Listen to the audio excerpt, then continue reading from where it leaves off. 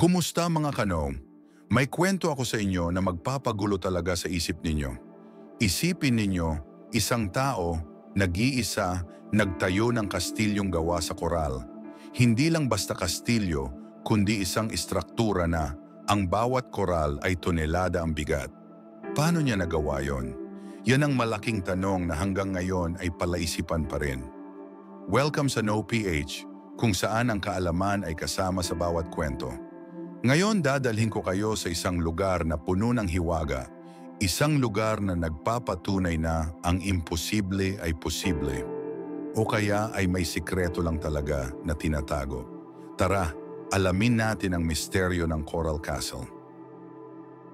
Sa malalim na bahagi ng Florida, mayroong isang kahanga-hangang istruktura na kilala bilang Coral Castle.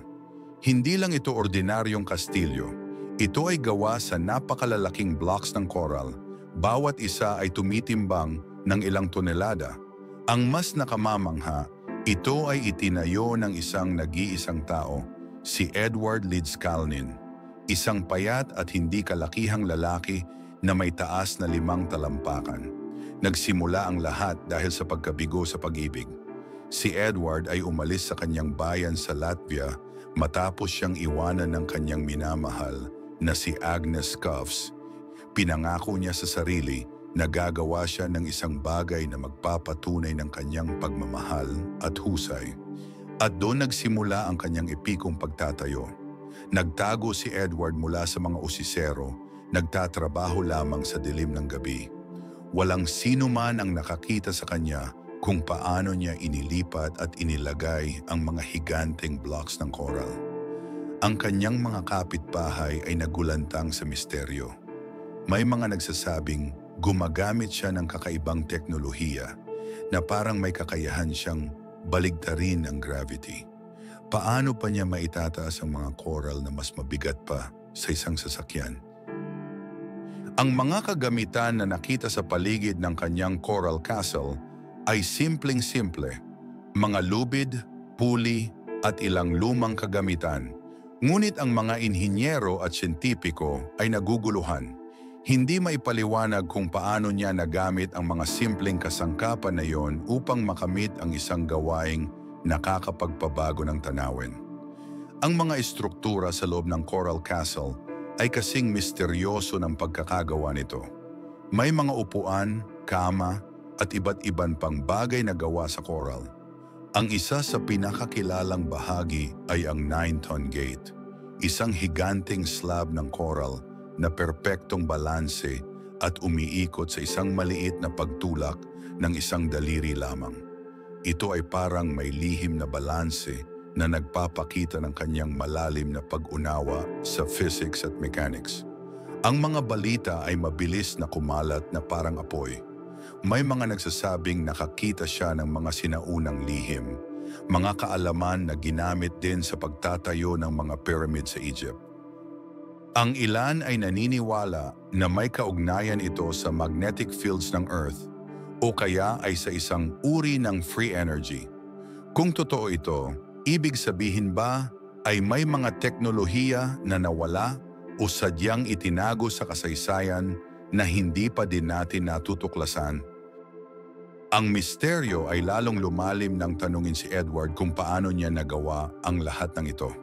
Ang sagot niya ay laging walang linaw, kagaya ng, "Alam ko ang sikreto ng mga pyramid," o di kaya, "Nalaman ko kung paano tanggalin ang gravity."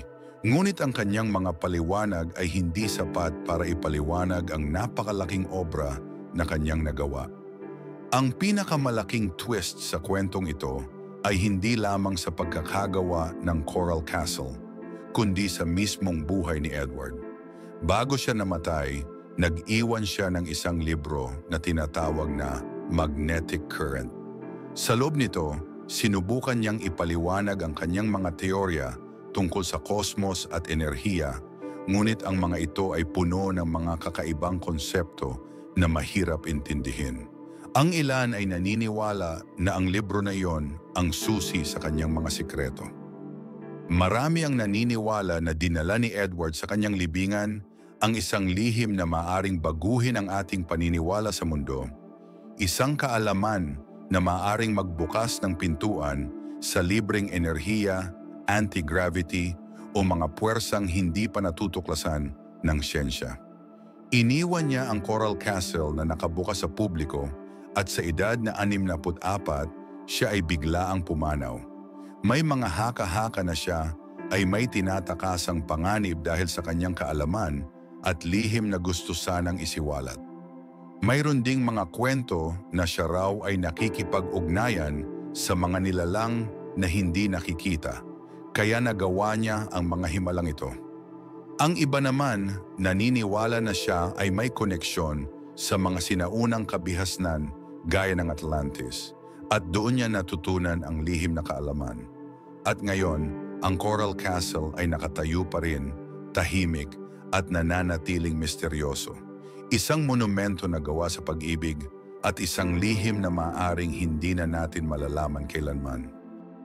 Ang Coral Castle ay nananatili pa ring isang malaking misteryo at popular na atraksyon. Ngunit ang misteryo ni Edward Leedskalnin ay patuloy pa rin na nasa likod nito. Paano kung ang mga kaalaman na ginamit niya ay talagang kakaiba? Paano kung ang mga sinaunang kaalaman ay talagang may mga paraan upang baliktarin ang gravity o gumamit ng hindi pangkaraniwang enerhiya? Ito ba ay isang simpleng himala ng engineering o isang patunay na may mga lihim na kaalaman na naghihintay pa rin na matuklasan? At dito nagtatapos ang ating paglalakbay sa misteryosong mundo ng Coral Castle. Sana ay nag-enjoy kayo sa kwentong ito at napaisip din kayo sa mga posibilidad. Maraming salamat sa panonood, mga kano. Kung nagustuhan nyo ang kwentong ito, huwag kalimutang mag-like at subscribe sa aming channel para sa mas marami pang kaalaman at kwentong may misteryo. Ito po si Kuya Kaloy, ang inyong host. Magkita-kita ulit tayo sa susunod na episodes ng No PH.